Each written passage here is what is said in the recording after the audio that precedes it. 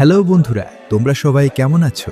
আচ্ছা, তোমরা কি কখনো শুনেছো যে কুমিরকে ফাঁদে ফেলা যায়, আর সেই ফাঁদ যদি হয় বাঘের পাতা তাহলে কেমন হবে? গল্পটা শুরু হয়েছিল এক গভীর জঙ্গলে, যেখানে ছিল এক দুষ্টু কুমির। সে গ্রামের মানুষদের খুব জ্বালাতন করত, পুকুর থেকে মাছ চুরি করে খেতে, আর যখন তখন হাঁস মুরগি ধরে নিয়ে যেত। গ্রামের সবাই কুমিরের অত্যাচারে অতিষ্ঠ হয়ে গিয়েছিল। তখনই ঘটল এক আশ্চর্য ঘটনা। হঠাৎ করেই সেখানে হাজির হলো জঙ্গলের রাজা বাঘ মামা। বাঘ কেন এসেছিল, আর কুমিরটাই বা কিভাবে বাঘের ফাঁদে পড়ল, জানতে হলে পুরো গল্পটা শুনতে হবে। চলো তাহলে আর দেরি না করে শুরু করা যাক আজকের গল্প, বাঘের ফাঁদে কুমির। এক গভীর জঙ্গলের পাশে ছিল শান্ত একটি গ্রাম। সেই গ্রামের পাশেই ছিল এক বড় পুকুর। সেই পুকুরে থাকতো এক দুষ্টু কুমির। কুমিরটা ছিল খুবই অলস আর চালাক। সে নিজে শিকার না করে পুকুরের মাছ, গ্রামের হাঁস মুরগি চুরি করে খেত। গ্রামের লোকেরা কুমিরের অত্যাচারে অতিষ্ঠ হয়ে উঠেছিল। তাদের ফসল নষ্ট করত, পুকুর থেকে জল নিতে গেলে ভয় পেত,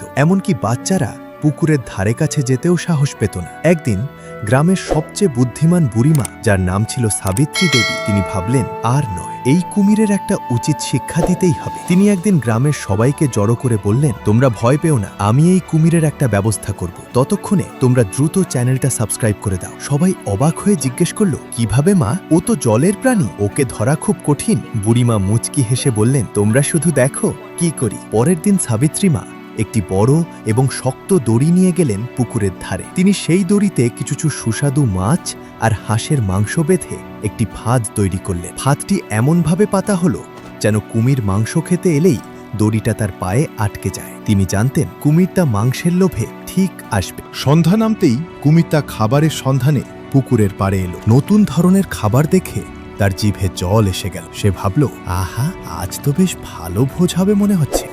যেই না সে মাংসের টুকরো মুখে দিতে গেল, অমনি দড়িটা তার এক পায়ে আটকে গেল।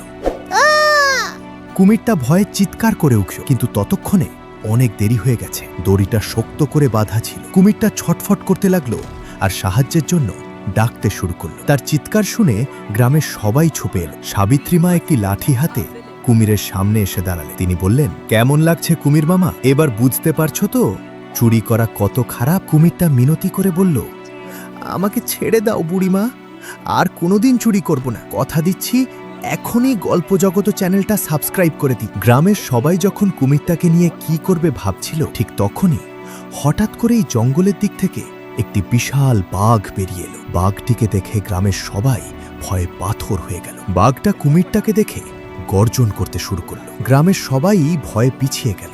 সাবিত্রী মা অবশ্য একটুও ঘাবড়ালেন না। বুড়িমা তখন বাঘের দিকে তাকিয়ে শান্ত গলায় বললেন, ওহে জঙ্গলের রাজা, এই কুমির আমাদের গ্রামের মানুষের অনেক ক্ষতি করেছে। ওকে আমরা ফাঁদে ফেলেছি এর শাস্তির জন্য। তুমি কেন এই ব্যাপারে নাক গলাচ্ছ? বাঘ মামা গর্জন করে বলল, এই জঙ্গল আমাদের, এখানে যার যা হবে তার বিচার আমরাই করব। এই কুমির আমাদেরও শিকার, একে আমরাই খাবো। সাবিত্রীমা হেসে বললেন, শিকার? কিন্তু এ তো এখন ফাঁদে বাঁধা। তোমরা যদি একে মারতে চাও তাহলে তো কাপুরুষের মতো কাজ হবে। তোমরা তো জঙ্গলের রাজা, বীর। তোমরা কি একটা বাধা প্রাণীকে মেরে নিজেদের বীরত্ব দেখাতে চাও? বাঘটা থমকে গেল। বুড়িমার কথা শুনে বাঘের রাগ হল।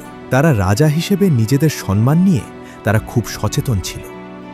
সাবিত্রী মা এই সুযোগ কাজে লাগালেন। তিনি বললেন, তোমরা যদি সত্যিই বীর হও তাহলে একে ছেড়ে দাও, আমরা এর বিচার করব। এই গল্পের পরবর্তী অংশে কি হয়েছিল তা জানতে হলে তোমাদের অপেক্ষা করতে হবে আমাদের পরের পর্বের জন্য, কারণ এই গল্পের শেষটা এখনো শেষ হয়নি। এরপরে আরো অনেক রোমাঞ্চকর ঘটনা ঘটতে চলেছে, যা তোমাদের কল্পনারও বাইরে। তো বন্ধুরা, কেমন লাগলো আজকের এই হাড় কাঁপানো বাঘের ফাঁদে কুমির গল্পটি?